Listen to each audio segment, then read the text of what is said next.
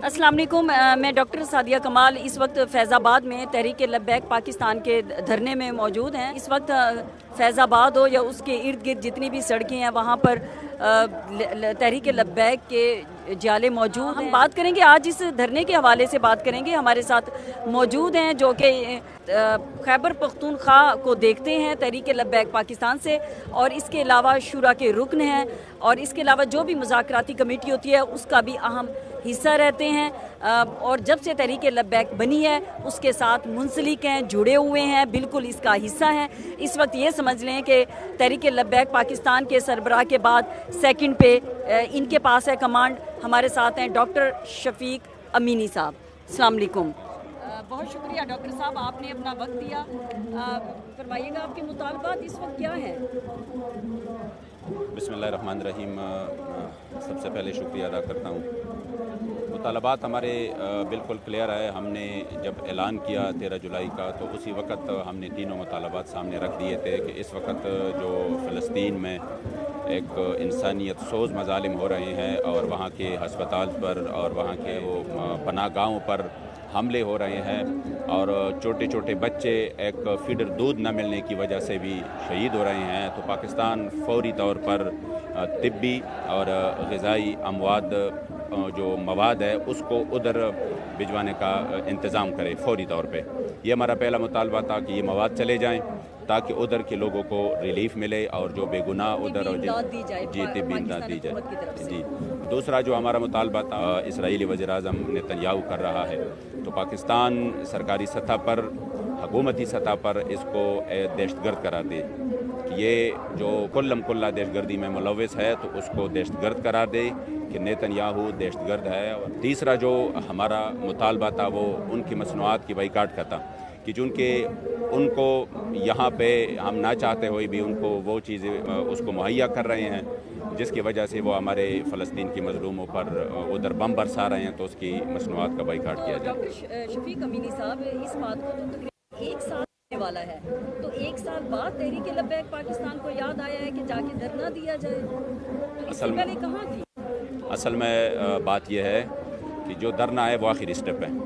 जब से फ़लस्तीन पर जुल्म हुआ उसी वक्त से अल्हम्दुलिल्लाह तहरीक लब्बैक उसके लिए आवाज़ उठा रही है। कभी मिलियन मार्च की सूरत में टी चौक तक,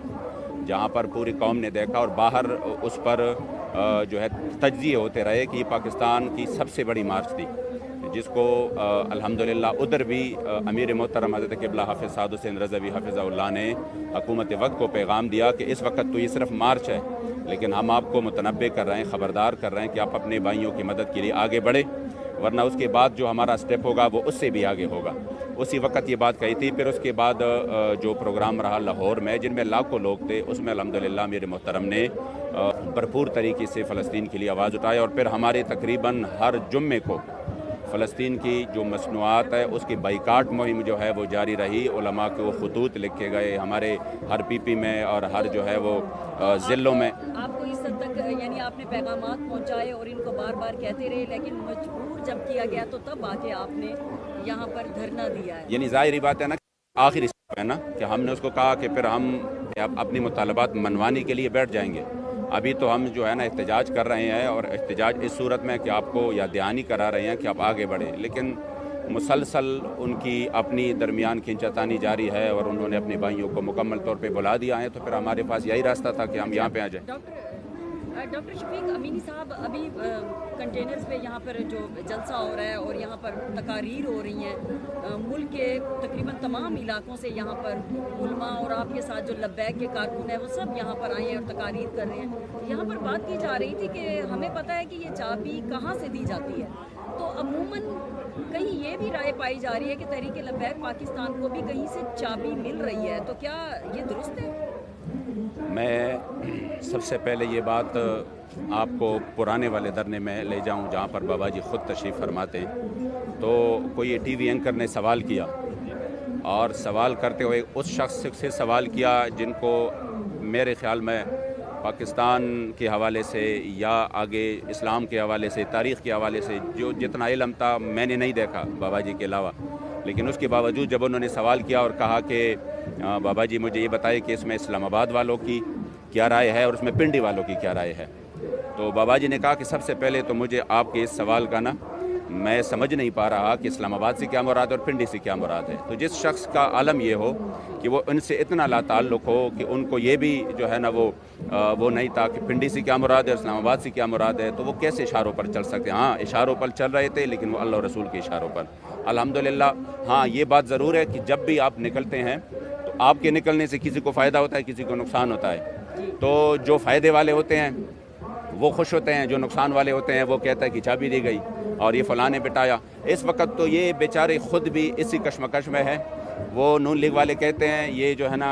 پی ٹی آئی کو ریلیف مل رہا تھا تو انہوں نے بٹایا. پی ٹی آئی والے کہہ رہے ہیں کہ نون لیگ جو ہے نا وہ اب ان کو آہستہ آہستہ عدالتی فیصلے کے بعد لگ رہا ہے کہ مشکل میں ہیں تو انہوں نے بٹایا. یہ بھی ٹیم ہے, یہ خود بھی فیصلہ نہیں کر پاتی کہ انہوں نے بٹایا کہ انہوں نے بٹایا. لیکن ہم الحمدللہ اندر سے مطمئن ہے کہ ہم صرف اور صرف مظلوم اپنے بھائیوں کے لیے, اور آج بھی اس کی کل دلیل یہ ہے آج بھی ہمارے جنرل مطالبات ہے فلسطین کے حوالے سے ہیں, وہ شاید سارے پارٹیوں کے ہو, وہ آج مانے جائیں تو ہم مطلب یہاں سے چلے جاتے ہیں. تو اس میں پھر تو پر وہ باتیں نہیں رہی کہ ہم کو اشارہ کس نے دیا, ہم بیٹھے کس لیے ہے. ہاں اگر ہمارا مطالبہ یہ تھا کہ نہیں ہم ججوں کے فیصلہ نہیں ماننے والے, ہم جو ہے نا یہ نہیں کرنے والے 9 مئی کے واقعات میں یہ کرو, تو عموماً یہ رائے بھی پائی جاتی ہے کہ دیکھیں آپ پی ٹی آئی کے اوپر ابھی آپ الیکشن میں دیکھ لیں اور اس کے بعد کس طرح سے ان کے کہیں پہ بھی کوئی ان کے جلسے رکھے جائیں اس کو فوراً منع کر دیا جاتا ہے. لیکن تحریک لبیک پاکستان کو ہر دفعہ اجازت دے دی جاتی ہے, اور خاص طور پر فیض آباد کے اس مقام پر جو کہ اسلام آباد کا داخلی اور خارجی راستہ ہے وہاں پر دی جاتی ہے. نہیں, بات اس وجہ سے غلط ہے کہ ہمیں اجازت کبھی بھی نہیں دی جاتی. ہمیں تو عام کانفرنس کی بھی اجازت نہیں دی جاتی, اور ہمیں اگر ان کی جو ہے نا علم میں نہ ہو تو وہ ڈی سی نے جو وائرل کیا ہے نا, جو ہمیں اجازت نامہ ہمارا منسوخ ہے اس کو بھی وائرل کیا ہے. اور ڈاکٹر صاحبہ میں آپ کے علم میں لے آؤں کہ ہمیں جو اس رات بھی جو دھمکیاں دی گئیں کہ اگر آپ نے جلسہ کیا اور آپ یہاں پہ آئے تو یہ نہیں کرنے دیں گے, وہ نہیں کرنے دیں گے, ہم اس طرح ایکشن لیں. میں یقین سے کہتا ہوں یہ دھمکیاں اگر ان کو مل جاتی, انہوں نے شاید پارٹی بھی چھوڑنی تھی, جلسہ تو دور کی بات ہے. وہ اپنی بے حسی کو اور اپنی کمزوری کو پھر ہمارے اوپر ڈالتے ہیں کہ دیکھو ان کو اجازت دی جاتی ہے. نہیں, ہم آ جاتے ہیں الحمدللہ, اور ہم جو ہے نا ایک فیصلہ جب ہمارے امیر محترم کرتے ہیں تو پھر ہم آ جاتے ہیں. اس کے لیے جب ان کو کوئی اس طرح کے وہ مل جاتا ہے تو یہ آگے سے بجائے اس کے کہ وہ آگے کہ چلو ہم نے جلسہ کرنا ہے تو یہ اسی وقت بیک فٹ پہ چلے جاتے ہیں, آگے سے کہتے ہیں دیکھو اس کو جو ہے نا وہ چھوڑتے ہیں, ہمیں نہیں چھوڑتے. ہمیں کہاں پہ چھوڑتے ہیں؟ ہم اگر لاہور سے پرامن طور پر نکلے وزیر آباد تک لاشیں دیکھ جو ہے نا اس طرح ان کو اجازت دی جاتی ہے. ہم ہزاروں شل کا مقابلہ کر کے بیٹھ جائیں تو کہتے ہیں ان کو اجازت دی جاتی ہے. اصل میں الحمدللہ ہمارے کارکن پرعزم آپ یعنی کہ آپ کو دھمکیاں دی گئی, تھریٹس دیے گئے, اس طرح کچھ ہونے کے باوجود بھی آپ لوگ ہمت اور جرت کر کے یہاں پر تشریف لے آئے ہیں. تو یہ بتائیں, عموماً عوام میں ایک سوال پایا جاتا ہے کہ اس قدر مہنگائی ہو گئی ہے یہاں پر حکمران کے خلاف, تب تو تحریک لبیک پاکستان نے کوئی سٹیپ نہیں لیا سوائے یہ کہ بیانات دیے یا اخبارات میں ہم خبریں دیکھتے ہیں. لیکن اب فلسطین والے مسئلے پہ 1 سال بعد یہ آ گئی ہے, تو اب مہنگائی پہ آپ نے کیوں کوئی ایکشن نہیں لیا؟ محترمہ, ہم نے مہنگائی کے خلاف پاکستان کی تاریخ ساز پاکستان بچاؤ مارچ کراچی سے لے کر ہم سرائے عالمگیر تک آ گئے تھے, اور یہ لاکھوں لوگوں کے ساتھ آئے تھے, اور ہم نے 1 مہینہ روڈوں پہ گزارا, اور وہ بھی گرمی میں, شدید گرمی میں. لیکن ہمارے بارے میں صرف مصیبت یہ ہے کہ ہمارے بارے میں یہ لوگ نہ جانتے ہیں, نہ ہمارے جو ہے نا اسی طریقے سے ہماری یعنی جلسوں کی یا ہماری مارچ کی وہ میڈیا رپورٹ کرتا ہے, اور اس کو جو ہے نا وہ کوئی یعنی ہمارے ساتھ اس طرح ہوتا رہتا ہے. لیکن الحمدللہ اسی پاکستان بچاؤ مارچ میں جب ہم نکلے, وہ مہنگائی کے خلاف بھی تھا, وہ پیٹرول کم کرنے کے خلاف بھی تھا, لیکن انہی لوگوں نے پھر سب سے زیادہ اعتراضات ہمارے اوپر کیے کہ پتہ نہیں ان کو پھر کس نے اشارہ کیا, حالانکہ وہ نون لیگ کی حکومت تھی, ان کو اشارہ پتہ نہیں کس نے کیا, اور اب جو ہے نا وہ نکلے ہیں. حالانکہ جب ہم نکلے ہمارے ساتھ معاہدے ہوئے, اسی معاہدوں کی نسبت الحمدللہ جو ہم نے مطالبے رکھے تھے اسی وقت, تو اس کے بعد وہ پیٹرول کا ریٹ بھی کم ہوا, اور جو حکومت نے ہمارے ساتھ معاہدے کی مطالبات ہمارے مانے تھے اس میں کچھ پر عمل بھی ہوا. تو اتنی بڑی تاریخی لانگ مارچ دیکھ کے, اور پھر جہلم تک جو انہوں نے آگے پھر رکاوٹیں کھڑی کی, تو پھر معاہدے کے ذریعے درست ہے کہ جیلم تک آپ نے کیا ہے، لیکن جو امپیکٹ ہم دیکھتے ہیں کہ فیض آباد دھرنے کا ہوتا ہے وہ شاید کراچی سے آپ سرائے عالمگیر یا جیلم تک کریں اس کا وہ امپیکٹ نہیں ہے جو اس کا ایک میسج پوری دنیا میں جس طرح سے جاتا ہے۔ ابھی آپ نے اپنی گفتگو میں ایک بات فرمائی کہ ایسے بھی ہوتا ہے کہ اس دھرنے سے کسی کو فائدہ کسی کو نقصان ہوتا ہے۔ آپ بخوبی جانتے ہیں کہ سب سے بڑا نقصان اس وقت جب آپ دھرنے کے لیے فیض آباد پہ بیٹھتے ہیں تو پنڈی کے لوگ جو یہاں سے روز اسلام آباد کو جاتے ہیں، نوکریوں کے لیے جو ملازم جاتے ہیں، جو بچے اسکول میں جاتے ہیں، جو لوگ کاروباری یا دفاتر کے لیے جاتے ہیں، ان کو بہت زیادہ مسائل کا سامنا رہتا ہے۔ تو آپ کا یہ نہیں خیال کہ بجائے اس کے، کیونکہ یہ دھرنا تو ہوتا ہے حکمرانوں کو جگانے کے لیے، ان کو جھنجھوڑنے کے لیے، تو حکمران تو وہاں پارلیمنٹ اور ادھر بیٹھے ہوئے ہیں، جبکہ آپ ادھر بیٹھتی ہیں تو ادھر تو غریب عوام ہی متاثر ہوتی ہے۔ اصل میں بات یہ ہے کہ ہم ایک ایسے بے حس اور بے ضمیروں کے درمیان رہتے ہیں کہ آپ جب تک اپنی احتجاج کو مکمل طور پہ مؤثر نہ بنائے اور ان کے اوپر آپ مکمل دباؤ نہ ڈالے، وہ آپ کے احتجاج کو اہمیت ہی نہیں دیتے کہ یہ لاکھوں لوگ کس لیے نکلے ہیں۔ میں آپ کو یقین سے کہتا ہوں، ہم کسی روڈ کو چھوڑ کے ہم کسی گراؤنڈ میں جا کے بیٹھ جاتے ہیں، 5 سال گزر جائیں گے، 10 سال گزر جائیں گے، ان کو خبر بھی نہیں ہوگی کہ کون لوگ بیٹھے ہیں، وہ چاہے آپ لاکھوں میں بیٹھ جائیں۔ پاکستان میں انہوں نے یہ ماحول اس طرح بنا رکھا ہے کہ انہوں نے پھر سننا ہی نہیں ہے بات کو، ورنہ ان سے زیادہ میں آپ کو بتاؤں، پنڈی سے زیادہ یا اسلام آباد سے زیادہ کہ ہمیں تکلیف نہیں ہے۔ ہم نے گھر بار چھوڑے ہیں، ہم نے کاروبار چھوڑے ہیں، یہ جو لاکھوں لوگ آ رہے ہیں یہ کوئی کاروباری نہیں ہے، یہ عام مزدور اور دیہڑی مر لوگ ہیں۔ ان کی دیہڑیاں جو ہے نا وہ یعنی ان کے گھر چلتے ہیں، لیکن وہ ایک جذبے کے ساتھ آئے ہیں کہ شاید ہمارا یہاں پہ بیٹھنا وہ کچھ دنوں کے لیے ہو، کچھ لمحے کے لیے ہو، وہ اتنا کچھ کر لے کہ ہمارے اس یہاں بیٹھنے سے ہمارے اس بچے کو اگر ایک فیڈر دودھ مل جائیں جو 2 مہینے انہوں نے کچھ نہ کھایا ہو، ان کو ماں کی دودھ بھی نہیں مل رہی، تو شاید وہ بچ جائیں۔ تو ہمارے لیے یہ بڑی سعادت ہے کہ چلو ہم تکلیف تھوڑا برداشت کریں، ہم تھوڑی سختی برداشت کریں۔ تحریکوں میں یہ ہوتا ہے۔ اب پاکستان میں دیکھیں جہاں پر اپنے ایک عام کاز کے لیے احتجاج ہوتا ہے تو کتنا متشدد احتجاج ہوتا ہے کہ بندہ اس کو دیکھ کر بھی جو ہے نا وہ سوچتا ہے کہ یار اتنی تشدد میں جانا تو اچھی بات نہیں ہے۔ تو ہم تو الحمدللہ آپ دیکھ رہے ہیں، آپ میڈیا کے سے وابستہ ہے، تو ماشاءاللہ آپ یہاں پہ آئیں، یہاں پہ بیٹھ گئی، کتنا آپ کو ایک پرسکون ماحول نظر آ رہا ہے، کوئی روک ٹوک نہیں ہے، کوئی کسی کو مار داڑ نہیں ہے، بلکہ آپ دیکھ رہی ہیں کہ اس طرف سے اس طرف سے ہم کوشش کر رہے ہیں اس کو بھی۔ ایک چیز کی کمی ہے جو میں نے پہلے بھی حافظ سعد رضوی صاحب سے سوال کیا تھا کہ ہمیں اس تحریک میں خواتین نظر نہیں آتی، ہر چند یہ کہ اب آپ کی یہ جماعت اس حد تک بڑھ چکی ہے کہ اس وقت پنجاب اسمبلی میں ایک سیٹ بھی آپ کی ہے، ممبر صوبائی اسمبلی آپ کے موجود ہیں، اور آپ لوگوں نے غالباً 26 لاکھ ووٹ 28,90,000 آپ نے ووٹ لیے ہیں۔ تو اب آپ کے ادھر خواتین کی اس طرح سے کمی نظر آتی ہے، کوئی خاتون تو مجھے یہاں پر اندر بھی نہیں نظر آ رہی، اور راستے میں جو میں نے یہاں پر 3 سے 4 کلومیٹر تک کا سفر کیا، آپ کے لوگ ہی لوگ تھے جوک در جوک، ان میں بھی کوئی خاتون موجود نہیں تھی۔ اصل میں یہ ہے کہ الحمدللہ ابھی تو ہماری خواتین ونگ بھی بن چکا ہے اور وہ پوری طرح فعال ہے، اور کثیر تعداد میں اس وقت ہماری کارکنان، لیکن یہ جو ان کی روڈ ہے اور یہ ایک ایسا ماحول ہے کہ یہاں پر ہم نے ان کا انتظام نہیں کیا، ہمارے پاس انتظام بھی نہیں ہے، ہمارے پاس جو ہے نا اس کی، ورنہ خواتین کی ایک بہت بڑی تعداد الحمدللہ اس وقت لبیک سے وابستہ ہے، اور ہم کوشش بھی یہی کر رہے ہیں کہ جس